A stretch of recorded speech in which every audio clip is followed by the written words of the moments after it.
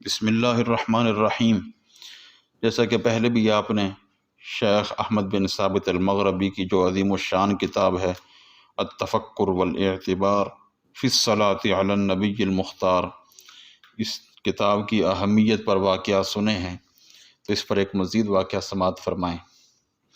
حضرت سیدنا شیخ احمد بن ثابت المغربی رضی اللہ عنہ فرماتے ہیں کہ میں نے ایک رات سیدی علی الحاج قدس سرہ العزیز کو ان کے وصال کے بعد خواب میں دیکھا۔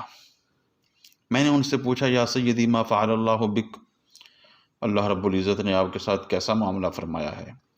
تو آپ نے جواباً کہا، اکرمنی بفضلہ ورحمتہ ووجدتہ رحیما کریما، کہ اللہ رب العزت نے محض اپنے فضل اور رحمت کے ساتھ مجھے عزت عطا فرمائی ہے، یعنی اللہ کے کرم کے ساتھ ہی مجھے عزت ملی ہے، اس میں میرا کچھ نہیں ہے، اور میں نے اللہ کو رحیم و کریم پایا۔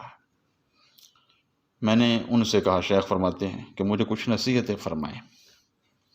انہوں نے کہا، علیک بأمک فإنہا من الصالحات، اپنی ماں کی خدمت کو اپنے اوپر لازم کر لو، کیونکہ وہ ایک نیک خاتون ہے۔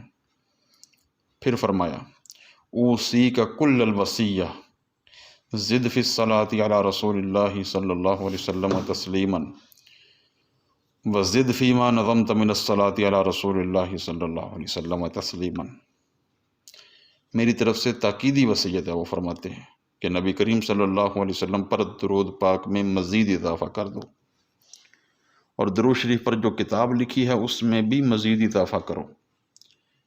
شیخ مغربی کہتے ہیں کہ میں نے ان سے کہا، من این علمت بها وانی نظمتها بعد موتک، کہ آپ کو میری درود و سلام کی کتاب کا پتہ کیسے چل گیا، حالانکہ میں نے تو وہ کتاب آپ کے وصال مبارک کے بعد لکھی ہے۔